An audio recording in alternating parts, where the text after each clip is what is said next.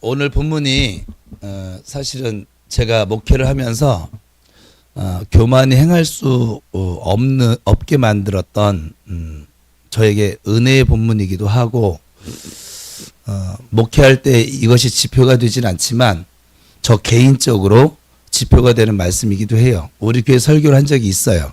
그런데 지금 오래되기도 했고 지금 여러분들이 쓴뿌리를 캐내고 견고한 진을 파쇄시키는 그 일에 나아가고 있으셔서 함께 축복된 복된 말씀으로 나누면 참 좋겠다. 그래서 함께 지금 나누려고 합니다. 오늘은 설교 제목 읽어볼까요? 시작. 네, 설교 제목 보고 이 설교가 기억나는 사람 손 들어줘 봐요. 그래야 나도 뭘 어떻게 버전을 바꾸든지 뭘 하든지 할 거 아니겠어요? 한 명도 기억이 안 나요? 아유, 할렐루야. 주님 감사해요. 근데 오늘 미리 설교 전에 이렇게 설교한 적은 한 번인데 마침내라고 하는 세 글자를 반드시 기억하셔야 돼요. 왜냐하면 설교 제목이 뭐랬어요? 제 앞에 있는 설교자를 통해서 하나님이 전하고 싶은 게 뭐냐면 마침내라는 하나님의 의도라고 했지만 하나님의 목적, 하나님의 이유 뭐 다 되겠죠. 그러니까 하나님께서 이 마침내라고 하는 이유, 목적, 의도를 지니시고 가지고 계심을 친히 말씀하는 본문이 오늘 본문이에요. 그러니까 이 마침내가 참 중요한 거예요. 옆 사람하고 마침내 복을 받읍시다. 시작.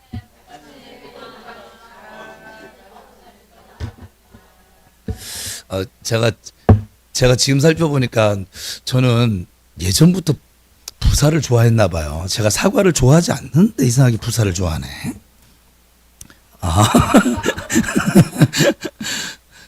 자, 사과 종류예요. 부사가. 사과 종류 중에 제가 제일 좋아하는 사과 종류일 거예요. 달고 시지 않고 맛있고. 모든 사람은 이 광야와 같은 인생을 살아가면서 이 고난의 길을 가게 되어져 있습니다. 그러니까 누구든지 이 길을 걷지 않는 인생을 살 수가 있느냐? 없습니다. 여기 옆에 있는 분 보세요. 한번 물어보세요. 당신 인생 살아오면서 고난을 한 번도 겪어본 적이 없어? 한번 물어보세요. 없으세요? 물어보나 마나죠. 그렇죠. 물어보나 마나예요.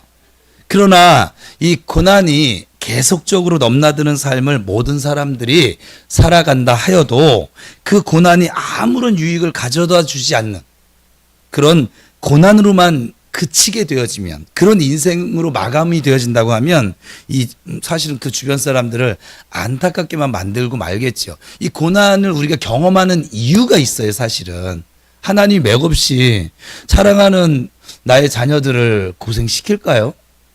그럴 이유가 없잖아요. 저도 지금 자녀가 넷이지만 맥없이 이 아이들이 고생하는 건 저도 원치 않아요. 이 아이들이 고생을 한다면 그만한 고생의 가치를 깨닫고 그 고생하는 것에 대한 그걸 이 아이들이 쟁취했으면 좋겠어요. 그러니까 쓸데없는 고난은 받지 않았으면 좋겠어요.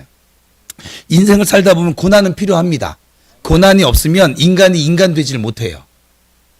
사람다워지질 못해요. 또 성도들도 고난이 없잖아요. 성도다워질 수가 없어요. 그래서 이 고난은 하나님이 쓰시는 묘약 같은 거예요. 우리 입장에서는 육체의 제약을 지니고 있어서 힘들게 느껴질 수는 있지만 이 고난은 하나님이 저는 이전에 제가 작년에 설교한 적이 있어요. 고난은 변장하고 우리에게 찾아온 축복이라고 그렇게 표현했었어요. 그죠? 변장되어진. 그러니까 고난이 복이라는 거죠. 그래서 이 고난을 잘 감당만 하면 하나님이 주시는 이 복의 기회로 삼을 수 있습니다. 그리고 그렇게 또 복의 기회를 삼는 사람들을 바라보던 주변 사람들에게도 꼭 반전 드라마, 꼭 드라마 주인공처럼 눈물은 사실 있었지만 그 안에 감동이 있고 또 안타까울 정도로 좀 애처로 보일 때도 있었지만 마침내는 존경과 칭찬의 대상이 되는 삶도 있습니다. 우리가 위인전을 저희 어렸을 때는 무조건 위인전이었어요. 책이. 그러니까 위인 전집이 보통 집에 이렇게 한 집씩은 보통 있었었는데 그 위인전을 읽다 보면 공통점이 하나 있어요. 아, 우리 장금이 누나. 진짜. 위인전에는 대장금이 안 나오지만 전 드라마로 다 위인전을 읽어서 여러분 대장금이 외국에서도 어마어마하게 지금도 뭐 이란인가 중동 국가에 지금도 한대요. 그 판권을 지금도 받고 있대 앉아서 그 탤런트들이 어마어마하대. 중국에서는 뭐 우리나라는 인구수가 얼마 안 돼서 그 정도인데 벌써 중국 인기 끌으면은 돈이 얼마입니까? 이란으로 넘어갔어요, 이라크 넘어갔어요, 사우디 넘어갔어요. 그러니까는 지금도 이영애 씨를 가면 거기 스타래요. 그러니까 참 이영애 씨는 좋아요. 드라마 하나 잘 찍고 나서 진짜 어마어마하게 돈을 벌고 있는데 어쨌거나 제가 대장금이라는 것을 제가 전도사 시절에 천안에 있을 때였는데 지금도 생생하네요. 저보다 2살 어린 그 남자 청년이 우리 이 젊은 부부 그때 은수가 없을 때였는데 첫아이하고만 같이 셋이 살 때인데 남자 청년 하나를 집에서 이게 나이트 이렇게 반주를 하다가 은혜를 받았어, 이 친구가. 그래서 교회에 와서 교회 찬양단을 하는 거예요. 근데 집에서 쫓겨났어요, 예수 믿는다고. 갈 곳이 없어. 근데 전도사 사택에는 방이 3개야. 2개였나? 3개야. 그래서 그냥 저는 아무 상관이 없어요. 뭐 나이도 상관이 없고 남자 청년이고 여자 그것도 상관이 없어. 그러면 야 우리 건너방 와서 살아. 교인들이 어땠을까요? 그때 이제 우리 집사람하고 나이 차이가 1살밖에 차이가 나지 않았으니까. 그리고 저는 이제 신학교를 다니니까 맨날 집을 비우고 있고, 그랬더니 이제 교인들이 막. 그래서 난 그러거나 말거나. 하나님이 우리 현옥이는 지켜준다. 난 그 믿음이 있었거든요, 그냥. 그래서 데리고 살았어요. 그러더니 얘가 교회 나온 지는 얼마 안 됐지. 은혜는 받았지만 얼마나 모르잖아요. 그때 대장금이 했어. 안방에 TV에 와가지고서는, 전도사님 저 대장금 저 같이 봐도 돼. 같이 봐도 돼. 뭐 먹고 싶냐? 족발 시켜 먹자. 막 먹으면서, 지금 또 고개 숙이는데. 그러니까 그래서 대장금을 틀어놓고 같이 보는데, 이제 이 아이가 막 물어보고, 막 고난의 역경이잖아요. 막 그 장금이 보신 분들은 기억나세요? 우리 이영애 씨가 나보다 누나인지 동생인지 몰라. 동생이죠? 72년생이야. 그러니까. 우리 영애, 고생 엄청 했어요. 막 내 가슴이 애달 정도로 이게 좀 그래서 견뎌가지고 좀 살만하면 또 누가 또 이렇게 해가지고 또 고생을 하고 또 아주 고난의 연속이었어요. 나중에 어이 되잖아요. 그죠? 역전 드라마잖아요. 그를 막 그냥 잡아 올가매려고 하고 힘들게 했던 사람 전부 다 쫓겨나고 감옥 들어가고 뭐 해간 다 그러잖아요. 그죠? 꼭 드라마 그래요. 드라마 주인공처럼 고난을 복의 기회로 삼는 사람들 옆에서 이렇게 보면 참 감동이죠. 감동은 이럴 때 오는 거예요. 여러분들이 무언가 감동을 받았다. 여러분들의 생각을 뛰어넘는 거예요. 그 사람들이. 그래서 위인이 되는 거예요. 그렇죠? 여러분들 믿음의 용장 되시기를 축복합니다.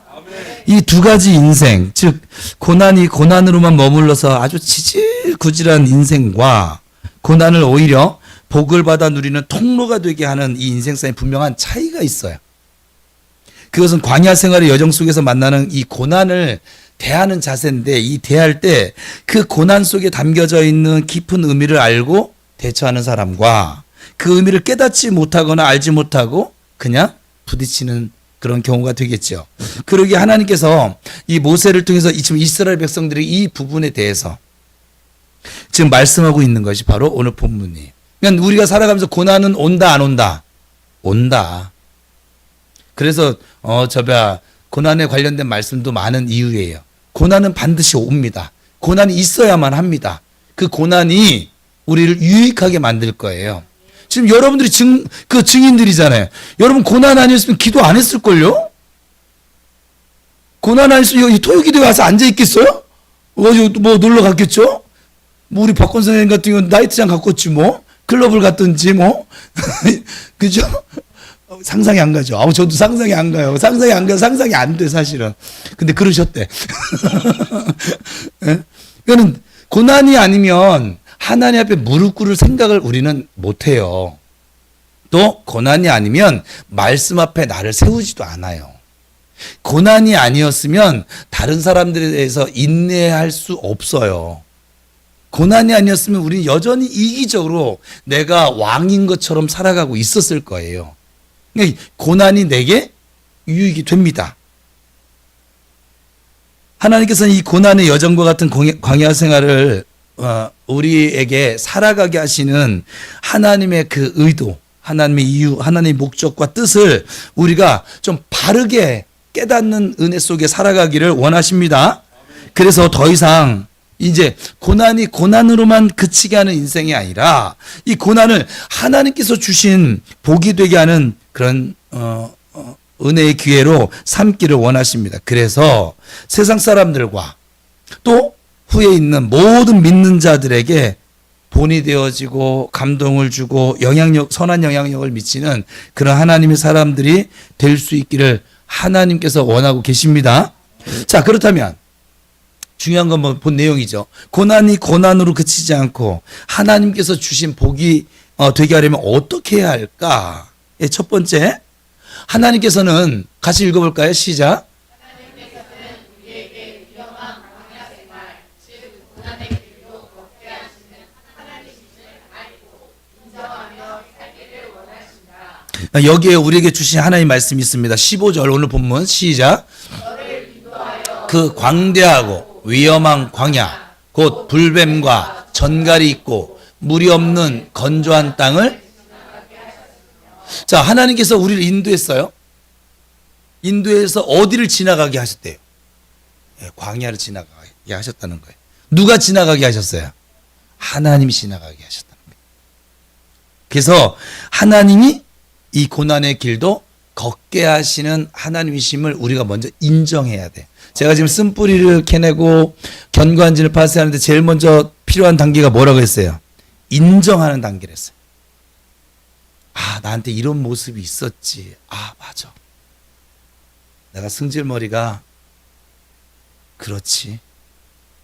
내가 쉽게 낙심하는 그 버릇처럼 가지고 있었지. 낭망하고 하나님을 먼저 바라보는 것이 아니라 자꾸 주변 풍랑을 먼저 바라보려고 하는 그 연약함이 내게 있었지. 이걸 인정해야 우리가 하나님의 뜻을 찾고 하나님께 나아가서 하나님의 길을 걸어갈 수가 있는 것이죠. 하나님께서는 이스라엘 백성들을 은혜로 애굽 땅에서 인도하시고 나셔서 불뱀, 전갈 같이 아주 맹독성을 가지고 달려들어 막 물어 뜯습니다. 우리 지금 악한 영들처럼.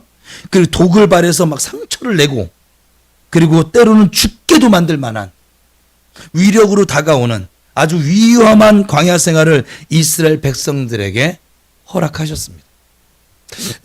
이거는 하나는 좀 넘고 가는데 제가 아버지께 물어봤어요. 아버지, 악한 영이 우리를 죽일 수 있을까요? 없을까요? 없습니다. 왜? 생명의 주관자는 누구니까? 오직 하나님이시니까. 그럼에도 불구하고 악한 영이 우리의 마음을 막 움직여서 스스로 죽게는 만들 수 있다라고 그게 자살이에요. 그 우울증 심한 사람들이 나타나는 그 결과들이에요. 아버지께서도 그렇게 말씀하세요. 악한 영 자체가 너희들을 죽일 수는 없어. 그런데 그 악한 영이 계속 몰아붙이면 너희들이 견디지 못하고 나와 함께하고 있지 않으면 견디지 못하고 어떻게 한다고요? 죽음의 길에 자기 스스로 내몰아버린다고. 그러면 답은 정해졌어요. 여러분들이 스스로 죽음의 길로 내몰지 않고 또 그보다 더 근원적인 거 예수님과 함께 동행하고 있으면 여러분을 죽일 수 있는 존재가 이 세상에 있어요? 없어요? 없어요. 여러분 꼭 이걸 기억하셔야 돼요. 힘들고 어려운 일 만나더라도 오늘 찬송한 것처럼 나를 버리지도 떠나지도 아니하시는 그 하나님, 예수님, 성령님을 온전히 믿고 살아가시길 바랍니다. 믿음이 약해져도 괜찮아요. 여러분 따라합시다. 약한 믿음도 믿음이다. 부족한 믿음도 믿음이다. 믿음이 세상을 이긴다. 믿음이 사탄을 이긴다. 네. 여러분 왜 연약한 믿음도 믿음이에요? 그죠? 믿음이 아니면 그냥 연약하다라고 표현하겠죠. 근데 연약한 믿음, 온전치 못한 믿음도 믿음입니다. 온전치를 못해서 그런 거지. 근데 믿음이 세상을 이기는 것이지 온전함이 이기는 게 아니고요. 믿음이 사탄을 이기는 거지 강함이 이기는 것이 아니에요. 약한 믿음이라도 주님이 함께 하시면 이깁니다. 믿음이 있는 한 삽니다. 그러니까 믿음만 저버리지 마세요. 그러니까 힘들고 어려울 때는요. 제가 지금 경험한 바로는 그냥 그 믿음의 공동체에 붙어 있는 게 제일 좋아요. 요한복음 15장의 표현들으면 가지가요. 스스로 막 열매를 잘 못 내겠어. 기운도 하나도 없고 바싹바싹 말라가. 그런 가지가 있잖아요. 그래도 이 나무 원줄기에 뭐만 있으면 붙어만 있으면 살아. 공급을 받으니까. 연약하게 받아도 받아. 붙어만 있으면. 옆 사람하고 축복합시다. 잘 붙어 있읍시다. 시작.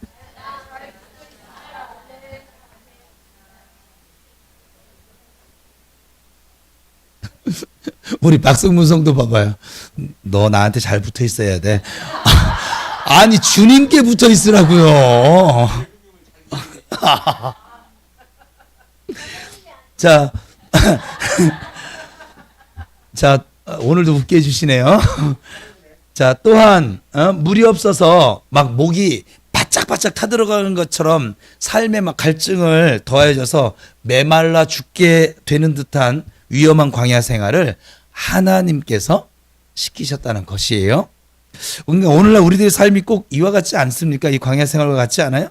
한 해를 이렇게 살다 보면 기쁘고 즐겁고 복된 일들도 많이 있지만 때론 우리가 원하지 않는 여러 상황들 또 나를 향한 주변 사람들의 그 언행, 말과 행동들이 마치 이스라엘 백성들이 광야를 지날 때 불뱀과 정갈이 막 달려들어서 상처를 입히고 막 죽이려고 하는 것처럼 그것이 심한 경우에 죽을 지경에 이르렀던 것처럼 오늘 나로 하여금 상처가 되게 하고 또 때로는 주눅들게도 만들고 이것이 구원받은 기쁨과 주님 안에서의 즐거움을 막 삼킬 정도가 되어져 버려서 우리의 심령이 막 괴로워지고 거반 죽을 지경에까지 이르게도 만들 때가 생길 수 있다라고 하는 것이에요. 인정하자고요. 여태까지 살면서 그랬잖아요. 한 해 살면서 어떻게 정은아 집사는 1년 내내 즐겁기만 했죠. 눈물이 주르륵. 여러분 지금 첫 번째 이 단락에서 꼭 여러분 기억해야 될 것이 뭐냐면 인정해야 된다. 나도 광야길을 걷고 있다. 그래서 불뱀과 정갈 같은 상황을 또 아주 갈증나는 메마른 땅을 걷는 것과 같은 그런 일들을 만날 수 있다. 아니 만나게 된다. 왜요? 하나님 필요하니까. 우리에게 필요하니까. 이걸 꼭 인정하시기 바랍니다. 이러한 광야의 여정과 같은 우리의 삶을 그 가운데서도 하나님의 뜻대로 살려고 우리가 한다라고 하면, 그러니까 구원받은 성도답게 살려고 한다면 우리는 먼저 모든 상황 속에 하나님께서 선한 의도를 가지고 있음을 우리가 인정해야 됩니다. 그 상황도 인정을 하지만 그 상황 속에 하나님의 선한 의도가 분명히 들어져 있을 거야. 이것을 로마서 8장에서는 모든 것을 합력시키셔서 요즘 저에게 말씀 많이 하시는데 나의 때가 되면 그에게 가장 좋은 길로 가장 완전한 길로 내가 이끌어 갈 거야. 보여줄 거야. 이렇게 말씀하세요. 이번 주에 제가 들은 말씀이에요. 가장 좋은 길로 가장 와멘을 해야지. 가장 완전한 길로 내가 이끌어 갈 거야. 그러니까 지금 광야와 같은 이 상황을 만난 이유는 그것을 이루시려고 지금 그렇게 하신다 이 말이에요. 그래야 우리가 이런 경우를 만나더라도 뱀같이 지혜롭게 또 비둘기처럼 순결하게 대처하며 이겨나갈 수가 있겠지요. 그렇지 않으면 아무 생각 없어. 결국 지고 맙니다. 약간 쓰러질 대로 쓰러져가 피투성이가 다 돼가지고서 나중에는 목사님 이거 그래도 목사한테 찾아오면 다행이에요. 그래도 뭐 살 길이 열려지지 않겠어요?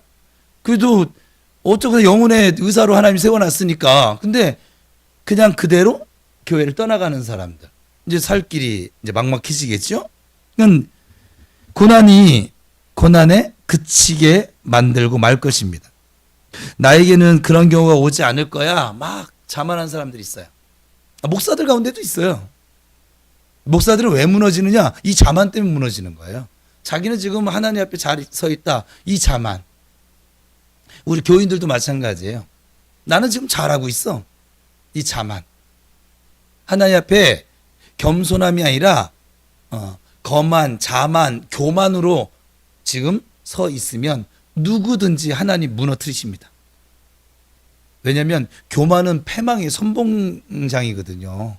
거만은 넘어짐의 앞잡이거든요. 그러니까 우리 마음속에 자꾸 거만한 마음이 들고 교만한 마음이 들고 막 이런 마음이 들어오잖아요. 아, 곧 넘어지겠고. 제가 보여요. 넘어지겠네. 넘어집니다. 제가 넘어지겠는데 안 넘어진 사람 한 명도 없었어요, 사실은. 넘어지겠네. 교만에 이제 끝에 막 다다르잖아요. 그럼 얼마 남지도 않아요. 넘어질 뭔가 찾아와. 뭐 전갈이 찾아오든지 불뱀이 찾아오든지 가뭄이 찾아오든지 기근이 찾아와요. 왜요? 하나님은 그를 살리기를 원하시니까. 넘어뜨려서라도 다시 하나님 앞에 무릎 꿇게 만드셔서 살리기를 원하셔서. 그가 괘씸해서 심판하는 게 아니에요. 여러분 예수 믿고 구원받은 사람에게는 심판이 없어요. 어라? 여러분들은 더 이상 심판 받을 게 없어요. 여러분 죄가 정간사님 죄 어디 있어요? 저 제주도에 숨겨놨죠. 저 강원도 태백산맥에 어떻게 숨겨놨을까? 여러분 죄가 보이지 않아요. 예수님이 여러분의 죄를 모두 다 가져가셨잖아요. 그러면 여러분들이 무엇으로 심판을 받을래요? 심판은 누가 받는 거예요? 죄 지은 사람이 받는 거예요.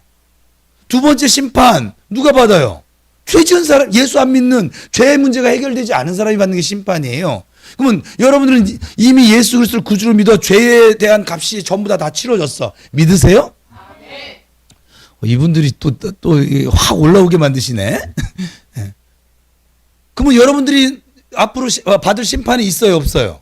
없어요. 상급을 받느냐 못 받느냐 뭐 부끄러운 꼬깔콘 쓰고서는 구원을 받느냐 의의 면류관 빛난 면류관 생명의 면류관을 쓰고 구원을 받을 거냐 저 천국에 갔더니 42평짜리 아파트를 받을 거냐 금으로 치장되어져 있는 근데 금으로 치장되면 잠을 못 잘 건데 너무 밝아서 아니면 저기 3평짜리 고시원 같은 그런 집을 받을 거냐 뭔 차이가 있을런지는 가봐야 알겠지 그거는. 근데 성경대로 하면 분명히 차이는 좀 있네요. 있기는. 차이가 있으면 행복할까? 그래도 행복하겠지 뭐. 근데 어쨌거나 여러분 심판은 받지 않아요. 왜 심판 받을 내용이 없어요? 그래요 안 그래요?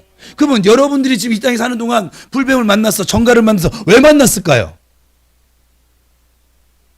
살리려고, 세우려고, 거룩하고 흠이 없고 온전한 자로 세우려고 하나님이 우리를 택하시고 부르셨고 우리를 구원하셨다고 말씀하셨잖아요.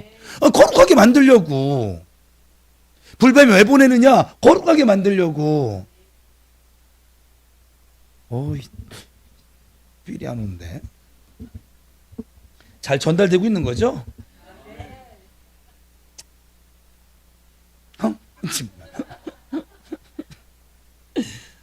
그러니까 우리가 거만하거나 자만하거나 교만하다가 이 고난을 만나잖아요. 고난을 만났을 때 당황하는 사람들이 있어요. 성도들 가운데 거의 절반 이상이죠. 왜 당황한지 아세요?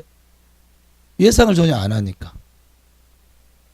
그래서 당황을 하는 거거든요. 미리 여러분 예견되어 있어. 자, 고3 수험생이 수능 날짜를 당황을 할까요? 이미 예견되어져 있잖아요. 그래서 준비해 왔잖아요. 그럼 당당하게 가는 거예요. 물론 떨릴 수는 있죠. 긴장은 될 수 있지만 당황하지는 않아요. 당황하는 애들은 아예 가지를 않고 시험을 안 보겠지. 그렇죠? 여러분 지금 미래 하나님이 지금 예언해 주시는 거예요. 너희들 올해도 살다 보면 너희들이 이런 일을 만날 수 있어. 그건 내가 너를 떠나서도 아니고 너를 심판할 목적도 아니고 너를 거룩하고 흠이 없고 온전한 자로 세우기 위함이야. 너에게 복을 주려고 복받을 자격을 갖추게 하느냐고 그렇게 세우는 거야.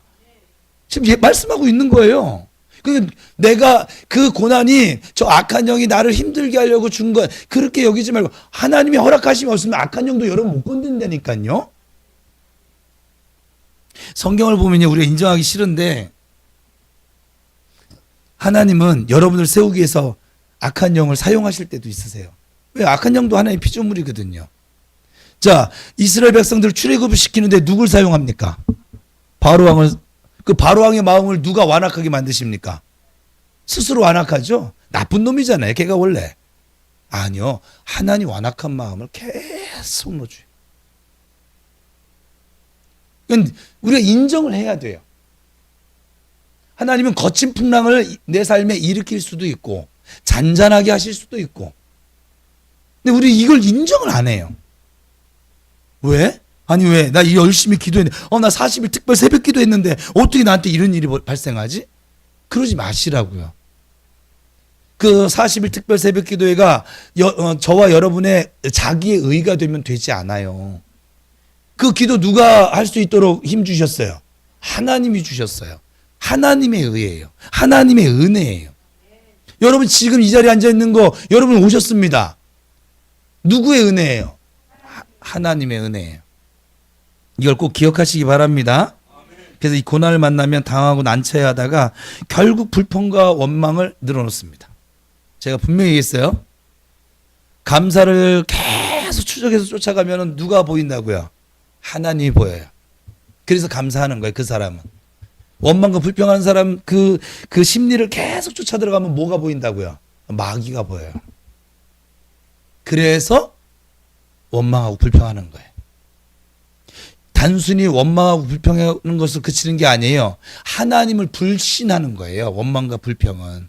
이스라엘 백성들이 광야 생활에서 기껏 장자를 다 죽이면서까지 구원해서 데리고 나왔는데 그 사람들을 광야에서 죽게 만들었잖아요. 하나님이 죽게 만드셨어요. 육체적으로. 영혼은 구원을 받았는데 육체적으로 그 삶을 정리시켰다고요. 어떤 사람들을? 불평하고 원망하는 사람들을. 장수하고 싶죠? 감사하세요. 건강하게 장수하고 싶죠? 더 감사하세요. 감사하세요. 여러분 불평은 늘어나야 하나 해결되는 것도 사실 또 없고 그리고 자기 신앙을 갉아먹게 되어지고 왜? 그 근원이 마귀니까. 그리고 그거 아세요? 이 불평하고 원망하고 계속 그렇게 살아가는 사람들은 보니까는 결국 교만해지더라고요. 진짜 죄송해요. 쥐뿔 가진 것도 없고 쥐뿔 내설 것도 없고 쥐뿔 뭐 할 것도 없고 그런데도 거만하고 교만해져요. 이게 원망과 불평의 근원이 마귀라고 하는 것을 그것만 봐도 알 수 있어요. 하나님은 우리를 교만하게 세우지 않으세요. 겸손하게 세우세요. 은혜를 더해 주시기 위해서. 근데 저 마귀는 자꾸 우리를 교만하게 만들어요. 그게 원죄가 그러잖아요. 마귀가 아담과 하와에게 찾아 들어가서 뭐 한 거예요? 교만하게 만든 거예요. 왜? 저거 먹으면 너 하나님처럼 될 거야. 그래서 하나님 못 먹게 하는 거야. 거짓으로 교만하게 만들어놔요. 근데 우리는 또 그 나를 막 축켜 세우고 교만하게 만드는 그 말을 너무 좋아를 하죠, 사람들이. 그죠? 그래서 여러분, 하나님께서 이끄심을 인정하고 감사하실 수 있기 바랍니다. 그래서 다른 것에 눈을 돌리기도 했던 이스라엘 백성들처럼 결국은 또 제가 목회하다 보니까 금송아지를 만들기도 하기도 하고. 그러니까 신앙생활 자체가 자기들은 굉장히 괜찮다고 하는데 하나님이 주인이 아니에요. 여전히 자기가 주인으로 살더라 이 말이에요. 그러므로 고난의 의미를 아는 사람과 이 모르는 사람은 아주 커다란 차이가 나타나게 됩니다. 옆 사람이 다시 한번 축복하겠습니다. 모든 상황은 하나님께서 허락하신 것임을 인정합시다. 지금 여러분이 어떤 상황을 만났든지 그 모든 상황 하나님의 허락하심 속에서요. 욥이 말도 안 되는 고난을 겪었잖아요. 우리 식으로 하면 저주받았다고 표현 얻을 정도로 받았어요. 근데 누구의 허락이에요? 고난이 고난으로 그치지 않고 하나님께서 주신 복이 되게 하려면 어떻게 해야 할까? 두 번째. 첫 번째 인정하는 거예요. 두 번째 같이 있습니다. 시작. 하나님께서는 우리가 고난을 우리에게 주시는 이유를 하나님께서 알기를 원하세요. 그래서 오늘 말씀을 주신 거예요. 알기를 원하세요. 그러니까 참 우리가 세상 지식은 너무 잘 알거든요. 그렇죠? 너무 몰라요? 미안해요. 모르는데 안다고 제가 너무 인정을 해버렸네요. 여기 하나님께서 주시는 말씀이 있어요. 우리 16절 상반절 시작. 하나님 고난을 주시는 이유는 뭐냐면 아까 말대로 낮추시기 위해서. 우리 고급 단어를 쓰면 겸손한 사람, 겸손한 성도, 겸손한 목사, 겸손한 장로, 겸손한 권사 만드시기 위해서 하나님께서 고난이라고 하는 묘약을 주신다. 사랑이 풍성하시고 은혜 베푸기를 즐겨하셔서 우리를 위해서 독생자 예수 그리스도를 아낌없이 주저함 없이 내어주신 하나님께서 그 위험하고 험난한 광야 생활로 인도하시는 이유, 우리의 교만을 낮추시기 위함이다. 한 치 앞도 알 수 없는, 끝이 보일 듯 말 듯하는 그 광야 생활을 걷던 이스라엘 백성들에게 있어서 꼭 필요했던 마음이 있었거든요. 그것은 오직 이스라엘 백성들을 매일매일 하루분에 먹을 수 있는 만나와 메추라기, 즉 생존을 위해서는 절대적으로 너희는 하나님만을 의지해야만 한다. 의지할 수밖에 없는 상황을 통해서 생겨난 하나님을 향한 믿음, 겸손의 믿음이었습니다. 이런 하나님의 의도가 오늘 봉독한 본문 12절에 14절에 나타납니다. 같이 읽어볼까요? 시작. 내가 먹어서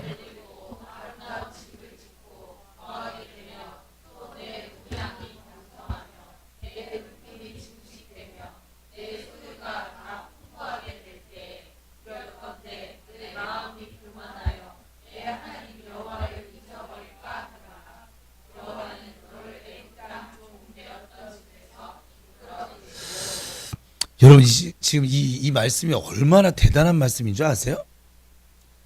하나님 우리 보고 두려워하지 말라고 말씀하시거든요. 근데 하나님이 유일하게 두려워하시는 게 있어요. 하나님 그런 분이 아니신데 뭐라고 나와 있어요? 우리가 교만해지면 어떤 현상이 나타나냐면 내 의도와 상관없이 하나님을 잊고 산다는 거예요. 하나님이 두려워하시는 것이 하나 있는데 그게 뭐냐면 성경이 유일합니다. 하나님 두려워하시는 상황이 뭐냐면 하나님을, 내 백성이 나를 잊어버리고 사는 거야. 하나님 질투하시는 하나님이라고 하나님을 명명하셨잖아요. 하나님은 우리랑 뭐 하고 계시는 분이세요? 연애를 하고 있거든요. 근데 내 연애 대상자인 내가 목숨을 버리고 살려서 지금 연애를 하고 싶어서, 사랑하고 싶어서 살려놨더니 이 바람이 나가지고 나를 잊어버리고 우리 박승문 성도님 제일 멋있으니까 박승문한테 가버렸네. 아이씨. 그렇게 70 넘은 할아버지한테 갔네. 여러분 하나님이 우리 보고 강하고 담대하라, 두려워하지 말고 놀라지 말라 이렇게 말씀하신 하나님이 두렵건대 너의 마음이 교만해져서, 교만해진 그 열매가 지금 나온 거예요. 교만해지면 누구를 잊어버려요? 하나님을 잊어버릴까 하노라. 교만은 자기를 스스로 과시하고 높이는 것도 그런 모습도 가지고 있지만 오늘 본문을 통해서 나타나는 지금 교만의 정의는 하나님을 잊어버리는 것을 교만이라고요.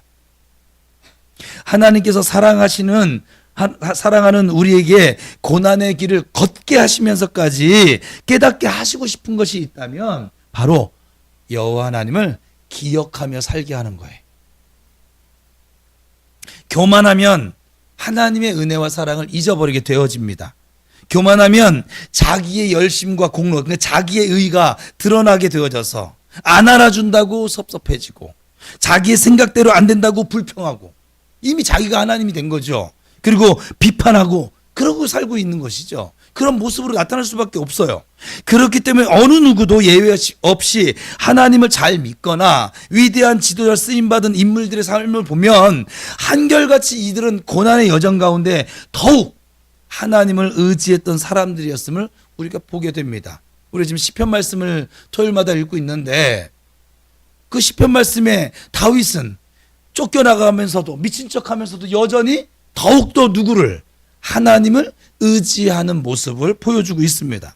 아니 오히려 때로는 이 고난의 길을 자처하던 사람들이 믿음의 용장들이었습니다. 얼마든지 편하게요. 평안 말고 편하게 쉽게 하나님을 섬길 수 있었음에도 불구하고 그들은 오히려 고난의 길로 들어가던 사람들이었습니다. 그래서 우리에게 감동을 주는 것이죠. 그 예로 히브리서 11장 24절에서 26절 같이 읽어보면 시작. 24절에서는 모세는 바로의 공주의 아들이라 칭함을 거절했습니다. 그는 공주의 아들이거든요. 근데 그 칭함을, 그 명예, 그 권력을 거절했다는 거예요. 누구를 쫓아가려고요? 하나님을 쫓아가려고. 25절에서는 도리어, 거기 단어가 도리어예요. 도리어 하나님의 백성들과 함께, 그래서 모세예요. 26절에서는 애굽의 모든 보화보다 그리스도를 위하여 받는 능욕을 더 큰 자기 재물로 여기는, 그래서 모세인 거예요. 그래서 하나님 모세를 쓰는 거예요. 저런 자세, 저런 마음을 지니고 있었으니까. 물론 훈련을 통해서 이제 훈련한다고 전부 다 그러면 저렇게 되느냐? 아니요. 지금도 우리 교인들이 같이 훈련을 합니다. 그럼 모두 다 그 훈련을 통해서 저런 사람이 되느냐? 아니요. 여전히 자기가 왕이고 여전히 거만하고 여전히 뭐 거만까지는 아니지만 그냥 자기 소견에 옳은 대로 신앙생활 사람들 있어요. 다는 아니라니까요. 항상 모세가 위대한 리더, 모세가 될 수 있었던 이유는 왕자로서의 명예, 권력, 부귀를 다 버리고 오히려 능욕받는 고난의 길을 자처했던 사람이었기 때문에 그렇습니다. 그 호화로운 왕궁 생활 버리고 미디안 광야에 고난의 시절이 모세가 없었더라면 하나님을 잊어버리지 아니하고 의지하며 이스라엘 백성들을 인도할 수가 없었다는 것이지요. 그래서 고난은 같이 있으면 시작.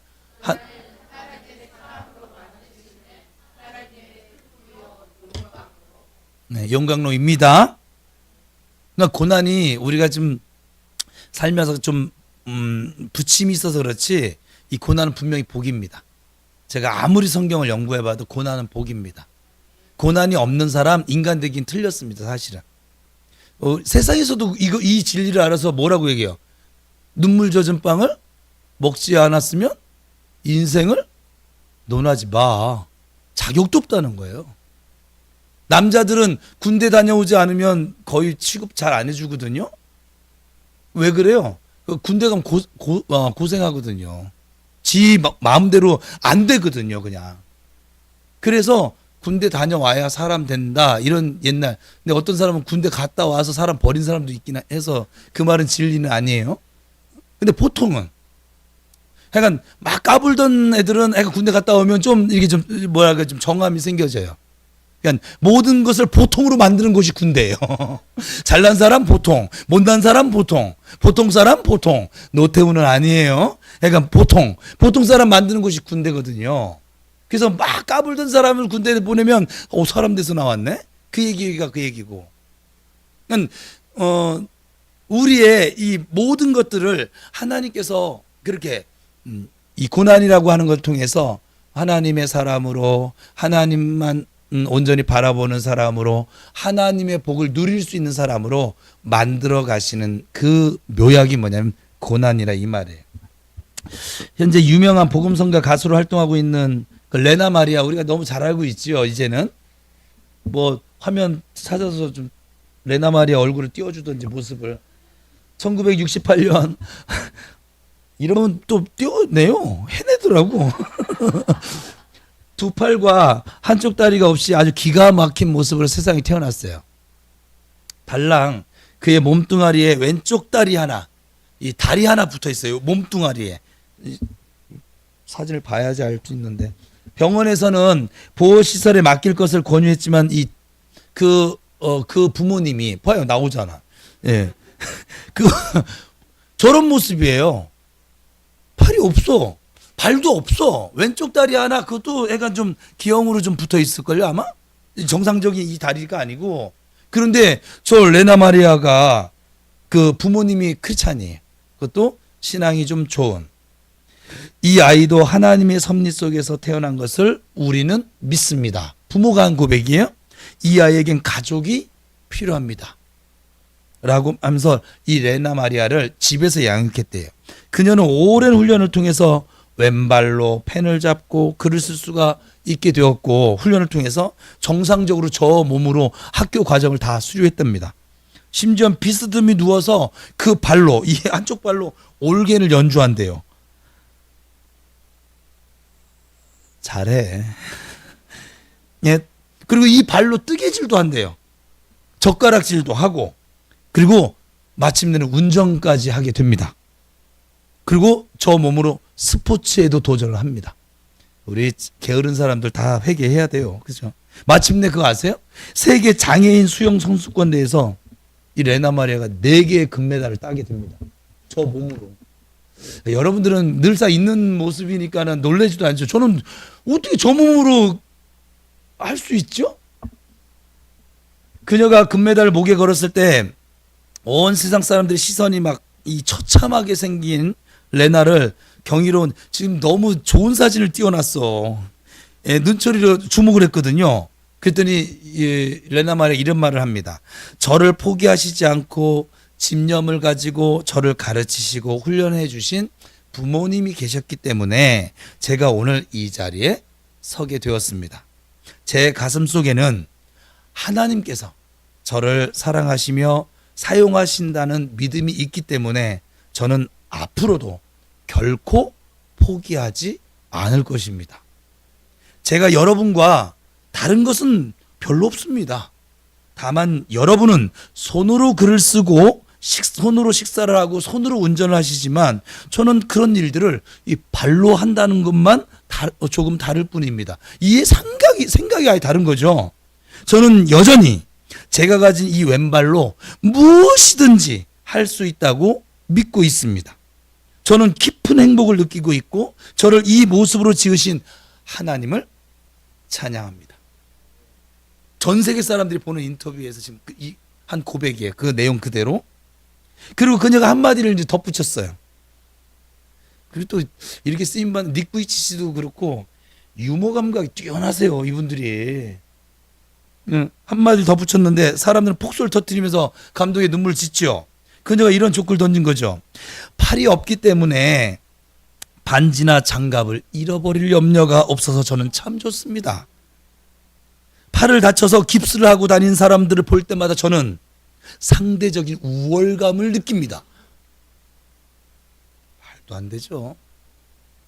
여러분, 이 절망한다라고 하는 것은 살인죄, 도둑죄, 간음죄보다 훨씬 더 큰 죄임을 잊지 마시기 바랍니다. 왜냐하면 이 절망한다라고 하는 것 자체가 하나님의 존재와 하나님이 지금 나를 사랑하고 있다는 이 사랑과 또 하나님 나를 일으켜 세울 것이라는 그 하나님의 능력에 대한 불신을 선포하는 것이 되는 것이거든요. 하나님께서는 이 고난을 통해서 자기 백성들에게 악취가 나는 그 찌꺼기들을 다 쓴뿌리들을 견고한 진들을 제거하심으로 우리의 영혼을 순결한 존재로, 거룩한 존재로, 내가 거룩하니 너희도 거룩할지어다, 그 말씀을 이뤄가고 있는 것이거든요. 그 어느 누구도 생존이 왔다 갔다 하는 상황에서 교만한 사람은 없어요. 고귀한 인격을 가진 사람도 물에 빠져 죽을 지경이 되면 살려주세요 막 이러지. 시간 되시면 저 좀 한번 좀 살려주실래요? 제가 지금 빠져 죽어가고 있거든요. 제가 손을 내밀 테니까 제 손 좀 한번 잡아주실래요? 이런 사람 없다 이 말이죠. 아무리 많이 배우고 인격이 뛰어난 사람이라도 3일 또 굶겨 놓으면 또 눈에 보이는 것마다 다 먹을 것으로 보이게 되어지고, 독이 아닌 이상 씻지도 않고 막 허겁지겁 먹는 모습도 보게 되어집니다. 채통도 사라집니다. 허위호식도 사라집니다. 교만 떨던 모습이 사라집니다. 하나님의 은혜를 기억하고 감사하게 되어집니다. 그러므로 여러분, 고난은 하나님의 복을 받아 누리는 통로가 맞습니다. 왜냐하면 그 고난 때문에 교만했던 우리가 겸손한 모습으로 하나님께 나아가게 되어지기 때문에 그렇습니다. 고난은 하나님의 사람으로 만드시는 하나님의 풀무요 용광로입니다. 여러분, 이걸 꼭 그러니까 고난을 주시는 하나님의 이유, 우리를 겸손한 자로, 이거를 좀 신약 성경을 따르면 거룩하고 흠이 없고 온전한 자로 우리를 세우시기 위해서, 좀 더 나가면 우리를 복 있는 자로 살게 축복의 통로로 살게 하시기 위해서 고난을 주신다. 이 하나님의 이유를 꼭 잊지 마세요. 우리 앞으로 지금 한 8개월 정도가 남았잖아요. 올해 8개월 가다가 혹시 고난을 만나거든. 하나님이 또 나 레벨 올리시려고 하시네. 이번에 또 어떤 복을 주시려고. 실제로 이렇게 말하는 성도가 우리 교회 안에 있습니다. 뭐가 이게 뭔가 자기 뜻과 안 맞는 상황을 만났더니 그러던데요, 저한테. 하나님이 이번에 도대체 뭐 어떤, 지들끼리 그런데요. 지들끼리다. 자기 부부끼리 그런데요. 그냥. 하나님 도대체 이번에 어떤 은혜를 주시려고. 이게 센 거 보니까 복도 크게 오겠는데? 뭐 어마어마한 생각이에요. 지금 오늘 말씀에 딱, 근데 우리 교인이 여기서 안 쓰는 거지 다른 교회 가면 쓴다니까요. 무지하게 자랑할 거예요. 고난이 고난으로 그치지 않고 하나님께 주신 복이 되게 하면 마지막으로 세 번째 어떻게 해야 됩니까? 같이 있습니다. 시작. 고난을 허락하신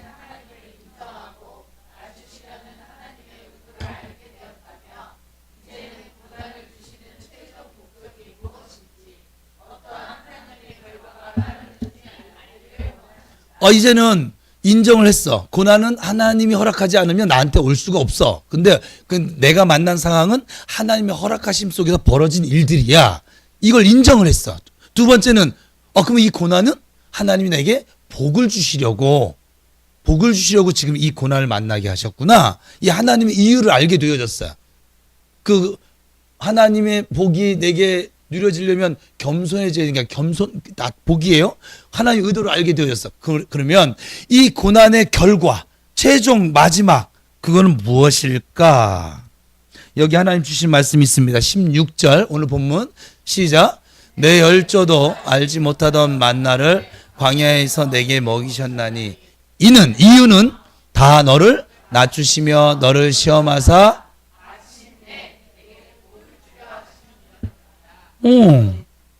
너무 명확하게 말씀하시지 않으셨어요? 그죠?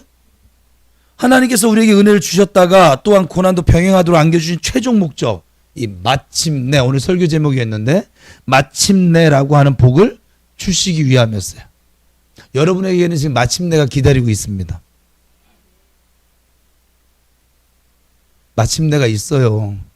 여러분들 인정하지 않아도 마침내가 있어요.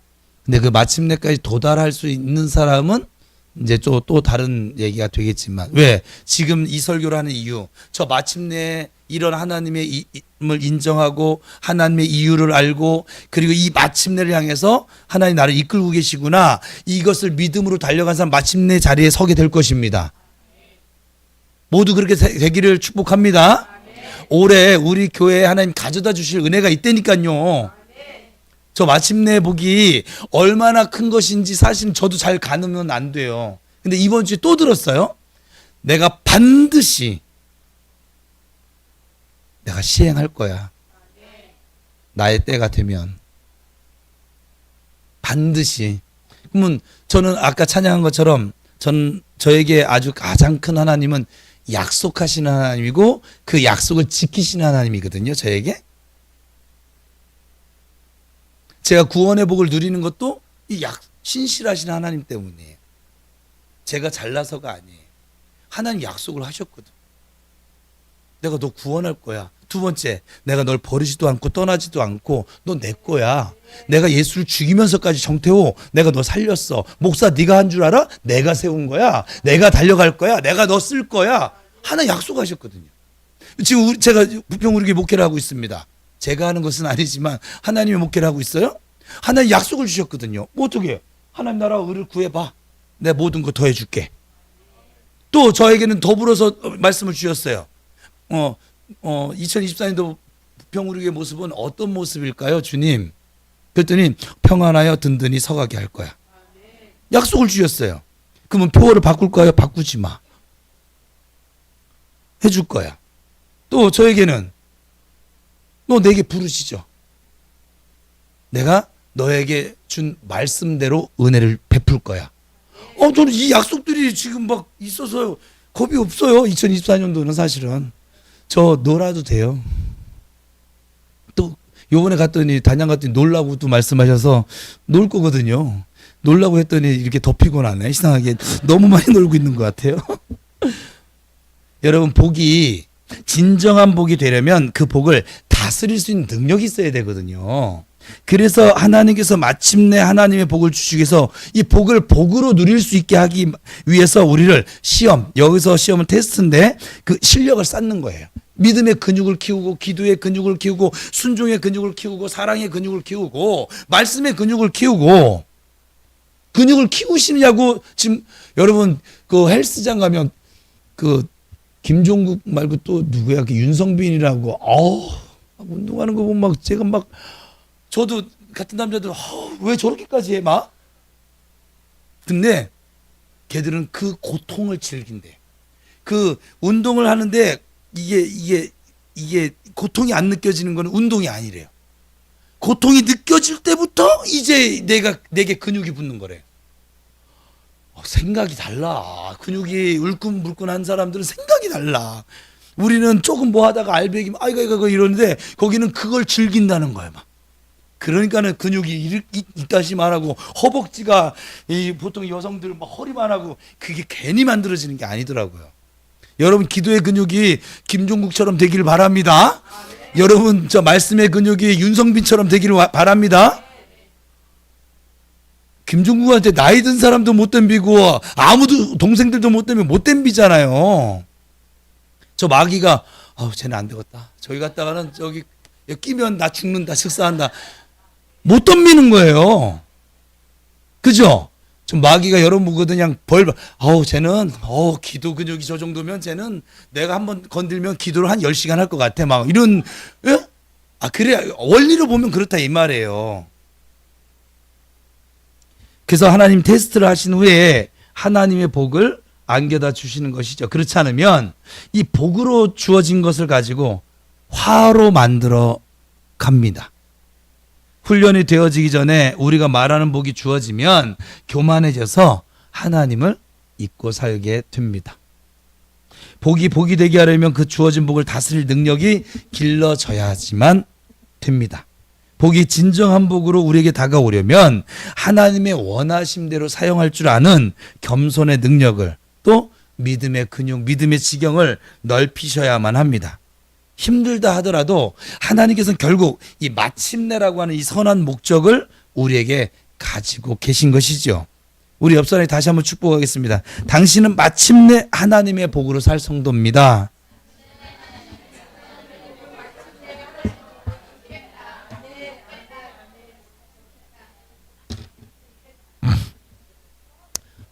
여기 사모님이 한 게 지금 저한테 확 왔네요.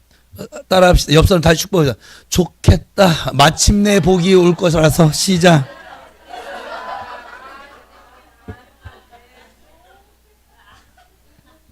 예. 그러니까 하나님께서는 어제나 오늘이라 내가 하나님과 원수 되었을 때도 사랑하고 복을 주시기를 원하고 계십니다.